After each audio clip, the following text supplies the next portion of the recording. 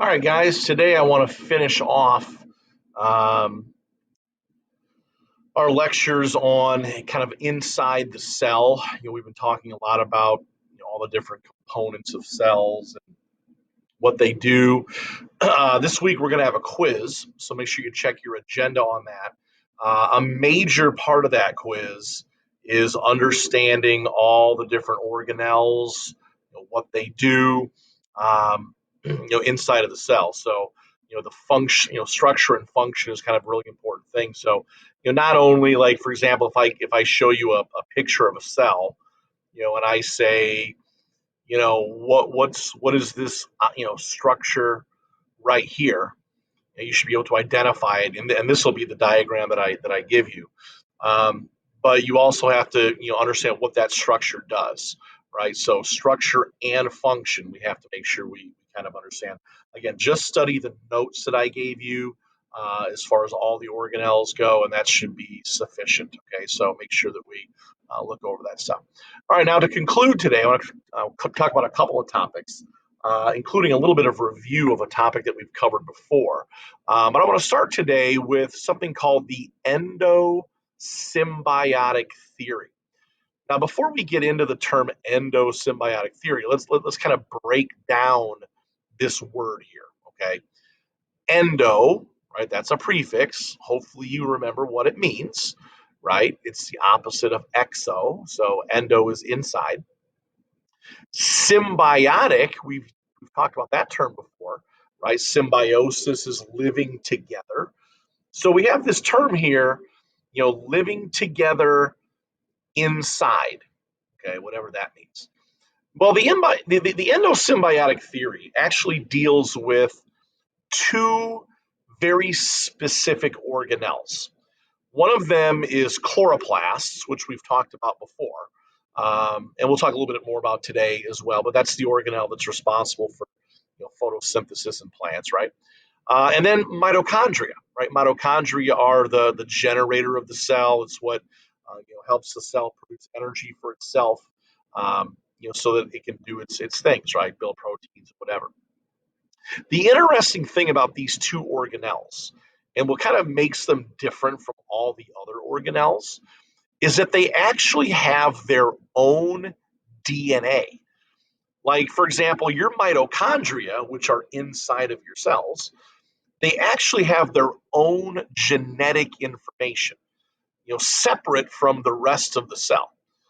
So what this suggests is that mitochondria, um, they could make their own proteins. At least they have the instructions to build their own proteins, right? Because that's what DNA is. It's the instructions to build proteins. So, mitochondria have their own DNA. So do chloroplasts actually have their own DNA. So this is kind of bizarre. It's like, well, why do those particular cell parts like have their own genetic information? Well, that's kind of what the theory is. The theory is basically that these two organelles, at one time, millions and millions and millions of years ago, actually lived on their own. They kind of lived independently of other cells, kind of like little bacteria. Okay, like for example, this picture here, this little red guy here. Let's say that this is a little mitochondria. It has its own DNA. It can make its own proteins. It can make its own energy because that's what they do, right? But again, millions of years ago, these little mitochondria lived by themselves. But through a long evolutionary process, those one-time independent things have become incorporated into other living cells. They've kind of fused with other cells. So now they're just kind of part of our body cells. It's kind of strange to kind of think like that. That's what the endosymbiotic theory states, is that those once independent organisms are now incorporated into other eukaryotic cells. And for animal cells, that would be mitochondria. And for plant cells, it would be the chloroplasts that have done that. Okay. So let's talk a little bit about plant versus animal cells. I want you to know some of the differences between the two of them. Um, Plant cells on the left here, plant cells, not only do they have a cell membrane, but they also have a cell wall, kind of a rigid structure that goes around the cell. And that gives the plant a lot more structure to it compared to, let's say, an animal cell, which only has a cell membrane. Plant cells have very large vacuoles. We've talked about this before, right? Those are the storage areas inside the cell. Animal cells have much smaller, if they have any vacuoles at all. A lot of them don't. So there's a major difference. And then finally, chloroplasts, right? Plants have chloroplasts and animal cells don't have chloroplasts. Here's a picture of some plant cells here. And you can kind of see, well, first of all, you can see the little chloroplasts on the inside, those little green structures. Those are chloroplasts. You can also see the cell walls here. You can see kind of like just the rigid structure of these cells on the outside. Again, it's almost like these are like little bricks that are kind of laid on top of each other. We don't see that necessarily with animal cells. They're a lot more fluid because that cell membrane is a lot less rigid than a cell wall would be. But plant cells have a cell wall and cell membrane. Make sure we know that. As far as chloroplasts go, we just mentioned that chloroplasts, like mitochondria, have their own DNA. I'm going to show you a picture here in a second of what a chloroplast looks like. It's kind of an interesting structure. But the big thing to understand about chloroplasts is just kind of the overall concept of what they do, the overall function of what they do.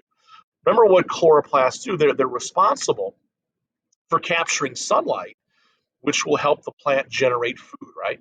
So they have to kind of be structured that way. So this is kind of the picture. It's kind of a three-dimensional photo of what a chloroplast actually looks like. And what I want you to look at here is first, there's two separate membranes. There's kind of an outer membrane, which is kind of the greenish color. Then there's sort of this inner membrane. So this must be a really important organelle for it to be layered in two different membranes. And then once you kind of cut it open, I guess, kind of look on the inside, you see these little stacked discs. These are called thylakoids. Thylakoids are these individual little units on the inside of the chloroplast, and their jobs are basically to capture the sunlight. Because on the inside of each one of these thylakoids is the chlorophyll, which is the chemical which is responsible again for capturing that green, that wavelength of energy to help plants photosynthesize. So, without those thylakoids, those are like little storage tanks for chlorophyll. And again, the chlorophyll is what captures the sunlight. So again, that the plant can photosynthesize. So again, make sure we kind of understand that that plant cells have this ability. Again, they're autotrophic, but like some bacteria can do this. Um, they can capture sunlight and generate energy and photosynthesize. So make sure we know the name of the chemical, right? Chlorophyll, and the name of the organelle, which is a chloroplast. Right? And then on the inside of the chloroplast are the thylakoids, which contain the chlorophyll. So there's some vocabulary there that I want you to know. All right. So again, we said that chlorophyll is responsible for capturing light energy, right?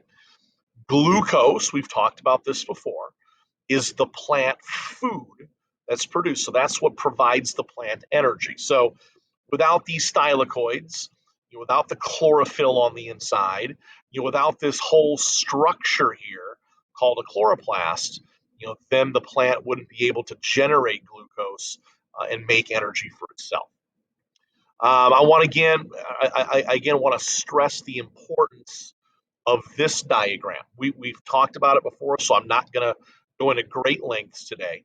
But remember, there's a process of photosynthesis, right? We should know what the reactants are.